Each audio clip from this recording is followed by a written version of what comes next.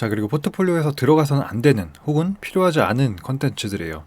뭐 혈액형, MBTI, 나이, 가족관계, 성장 배경, 자기소개 이런 거 넣으실 필요 굳이 없습니다.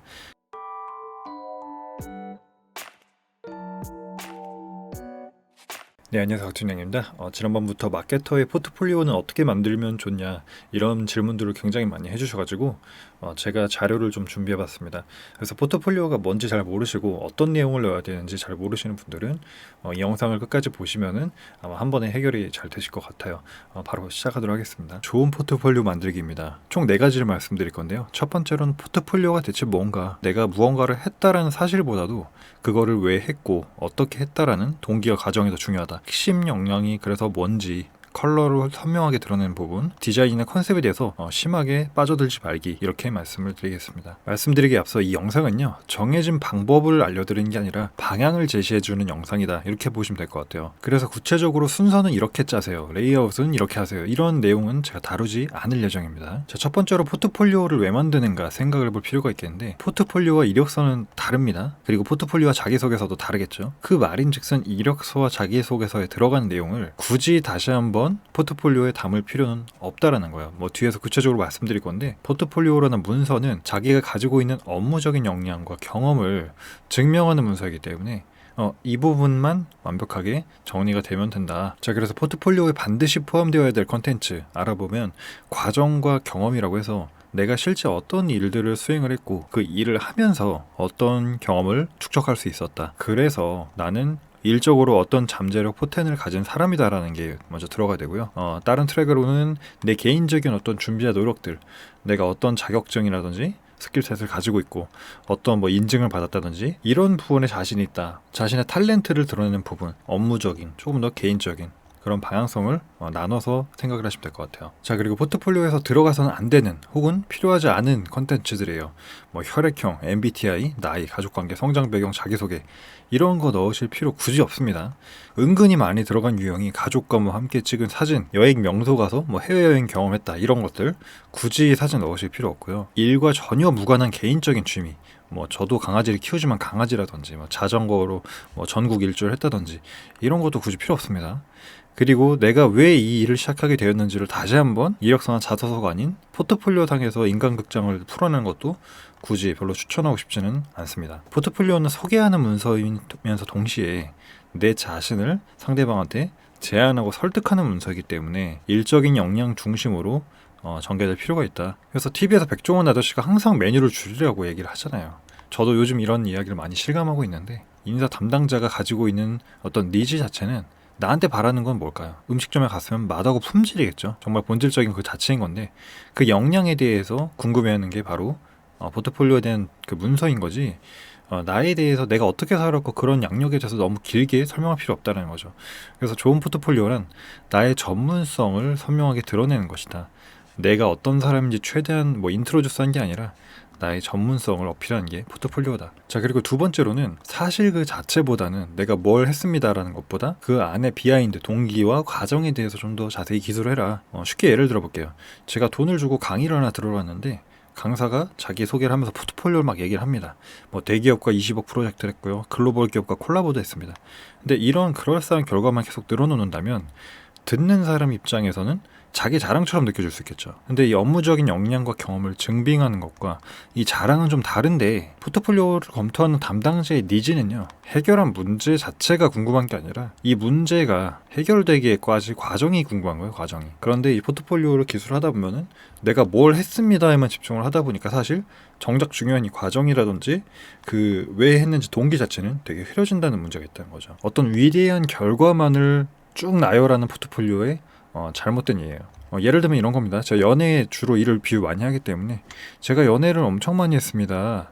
운동선수도 만나보고 정치인도 만나보고 연예인도 만나보고, 물론 일반인도 엄청 많이 만나봤어요. 어때요? 저 연애 엄청 잘할 것 같지 않아요?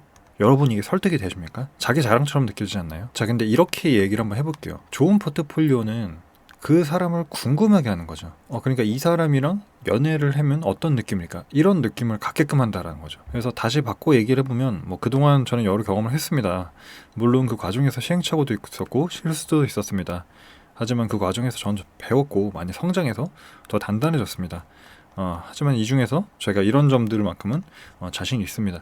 이렇게 담백하게 얘기를 하는 게 좀 더 설득력이 있을 수 있다는 거죠. 그래서 포트폴리오를 통해서 남겨야 될 문장 자체는 아까 그 연애 자랑하는 사람처럼 이 사람은 경험이 진짜 많나 보다, 이게 아니라 면접관이나 인사 담당자로 하여금 이 사람이랑 같이 일해보면 어떨까? 이 사람과 함께하면 어떤 시너지를 낼 수 있을까? 이게 궁금하게끔 만드는 게 바로 좋은 포트폴리오다. 그래서 자랑과는 좀 다르다라는 걸 말씀드리고 싶어요. 그래서 정리를 해보면 듣는 사람 입장에서 이 사람이 무엇을 했었다로 들리는 게 아니라 앞으로 이 사람과 무엇을 함께 할 수 있겠다, 이 과정에 대해서 좀 더 드러나게끔 기술하는 게 중요하다라고 할 수 있겠어요.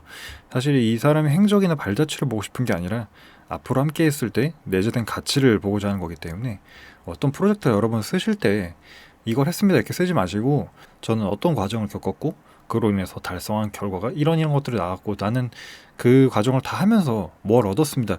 우리 수련의 마지막 날 좋았던 점 그런 거 쓰잖아요. 내가 뭘 성장했다, 그런 걸 생각을 하시면 됩니다, 여러분. 자, 그리고 세 번째는 나의 핵심 역량 확실히 드러내기인데, 이게 또 은근히 중요하죠. 자, 우리가 올리브영에 갔습니다. 올리브영에 가서 내 마스크팩을 사려고 보니까 엄청 많아요, 종류가. 수십 개가 더 있다는 거예요. 근데 비유를 하자면 이 마스크팩이 곧 지원자일 수가 있다. 정말 인사 담당자는 수십 개, 수백 개 이력서를 본다는 거죠. 포트폴리오요. 근데 이제 인사 담당자가 만약에 다 비슷비슷하다면 이걸 대체 무슨 기준으로 판단하고 구매를 할까? 사실 궁금하잖아요. 내가 손님인데 대체 뭘 사야 되는가? 굉장히 갈등도 많이 될 거고. 근데 과연 이렇게 많은 제품들을 가지고 완벽하게 성분이랑 스펙을 하나하나 다 따져가지고 모든 면에서 더 나은 최고의 제품을 구매를 할까요? 과연 인사 담당자가 그럴 시간이 있을까요? 우리가 손님의 입장을 생각을 해봐도 실제 올리브영 가서 마스크팩 구매한다라고 했을 때 이거는 진정이구나, 이거는 광채 효과구나, 이건 보습이구나, 이런 식으로 어떤 특정을 하나 찝어가지고 구매를 하지 않나요? 바로 이처럼 절대적인 어떤 우위를 증명하는 게 중요한 게 아니라 나라는 사람이 가지고 있는 특성하고 선명도를 드러내는 게 이 포트폴리오에서 좀 더 중요하다는 거죠. 그래서 내가 부족한 무언가를 더 채울지를 고민하지 말고, 남들의 기준을 따라가지 말고, 내가 정말 자신 있는 어떤 한 가지 자체를 좀 드러낼 수 있을지를 고민해라. 이건 어떻게 보면 상대적인 기준인 거니까요. 변별력에 대해서 이야기를 하는 겁니다. 정말 예시를 들어서 정말 저도 그렇지만 모든 걸 다 갖춘 신이 내린 존잘남이 되는 거는 불가능에 가깝겠죠. 그런데 이상하게도 포트폴리오만큼은 다들 이 존잘남처럼 되기를 원하는 것 같아요. 완벽하게. 그럴 수는 없다는 거죠. 그러면 나는 내가 가진 강점이 뭔가? 패션, 헤어, 벌크업, 목소리, 재미? 나는 어떤 강점을 좀 더 드러내는 게 좋을까? 이거를 나의 관점에서 생각을 하는 거예요. 남들의 관점에서 생각하지 말고. 자, 그리고 네 번째로는 과도한 디자인 컨셉 몰입 금지인데, 이거 실제로 제가 받았던 포트폴리오 중에 하나 기억 남는 사례를 가져온 겁니다. 그래서 약간 폴리스 라인 쳐져 있고 범죄 현장처럼 이제 꾸며놨는데 저를 알고 싶으신가요? 라고 돼 있더라고요. 그래서 포트폴리오를 넘기다 보면은 이 범죄 현장을 알아가는 그 탐색 과정, 그러니까 제가 약간 코난 탐정인 겁니다. 그래서 그 사람을 약간 알아가라, 이런 컨셉이었는데 정말 최악의 포트폴리오였던 것 같아요. 그러니까 여러분들 이렇게 절대 크게 컨셉에 몰입하시면 안 되고요.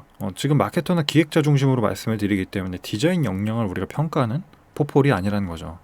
그래서 너무 이렇게 많은, 너무 다양한 레이아웃의 시도는 오히려 본질적인 내용에 대한 집중하고 몰입을 방해할 수가 있다. 이건 제가 실제로 경험한 거에 나온 팩트고요. 오히려 깔끔하지만 동질성 있는, 동질성이라는 게 뭐냐면 어느 정도 이 와쿠 레이아웃이 다음 슬라이드에 내가 예측이 가능한 경우에 좀 더 내용에 대해서 집중을 할 수가 있다. 그래서 너무 이 컨셉이나 테마에 대해서 신경을 쓰지 않으시길 바랍니다. 앞으로 그 취업이나 이직 준비하시는 데 있어서 반드시 꼭 도움이 되셨으면 좋겠고요. 포트폴리오 관련해서 궁금한 사항이 있다고 하면은 댓글 남겨주시면 제가 답변 드리도록 하겠습니다. 네, 오늘도 영상 시청해주셔서 감사하고요. 영상이 도움되셨거나 유익하셨다면 잊지 말고 채널 구독과 좋아요 부탁드리고 전 다음 영상으로 인사드리겠습니다. 감사합니다.